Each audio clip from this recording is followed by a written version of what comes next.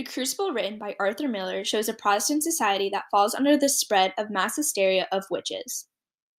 The Turning Point, written by Malcolm Gladwell, explains the rules that social epidemics follow in order to spread to become a trend.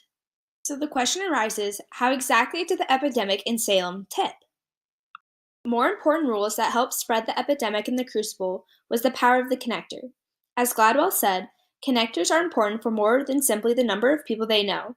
Their importance is also the functions of the kinds of people that they know.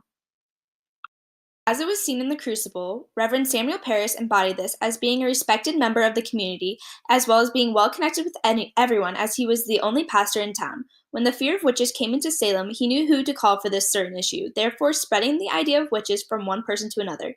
With his numerous connections, he eventually led to the fear of the witches. An important rule in the spread of the epidemic was the role of the maven. With their specialization of topics and willingness to share their information, Gladwell described them as, the people with the most information must be the most important. The maven personality fit the character Reverend John Hale within the Crucible, as he was called into the town for his expertise of witches, which then allowed him to be easily accepted and followed as a leader. When he started questioning people and following accusations, people in the town immediately fell into the trap that there is witches in Salem, spreading the fear and hysteria throughout, all based on the knowledge of John. As it is seen in the Crucible, it did not take long before the witch epidemic tipped. This was due to the key factors that certain people embodied. Out of all the rules for epidemic to spread, the rule of the connector and a maven are the two most that push the scales to the tipping point.